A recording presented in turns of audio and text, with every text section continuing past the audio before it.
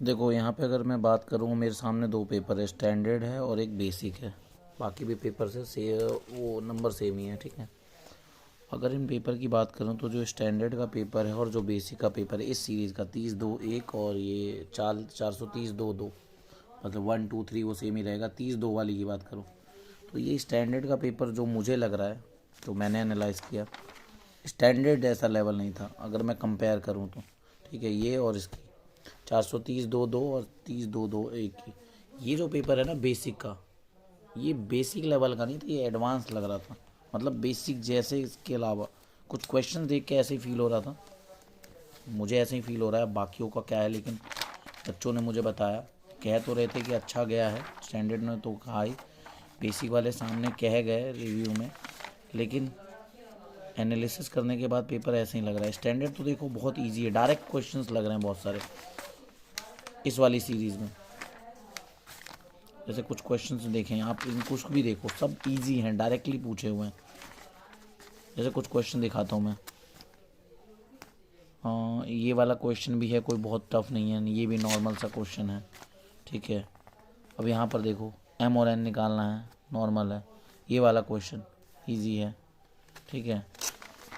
अब इसकी बात करें, जैसे दो डाइस वाला है, बहुत इजी है। देखो प्रूव द, ये सर्कल की थ्योरम आ रखी है, डायरेक्टली है।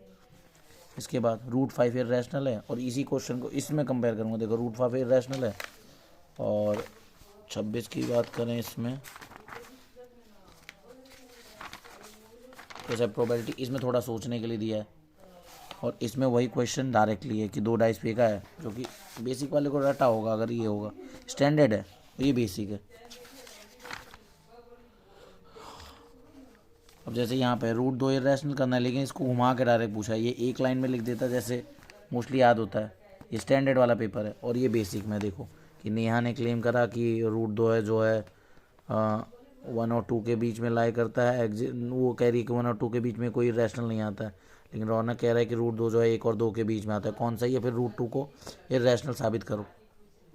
घुमा के पूछा है, मान लो कोई बच्चा नहीं समझ पाया तो फिर वो गलत कर देगा बेसिक वाला।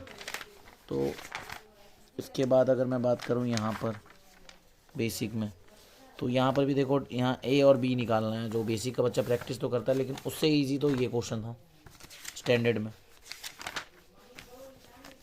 मोड और मीडियन निकालो बिना किसी दिक्कत के, आपको एफ दे दिया है, मोड और मीडियन निकालना है, ख़त्म।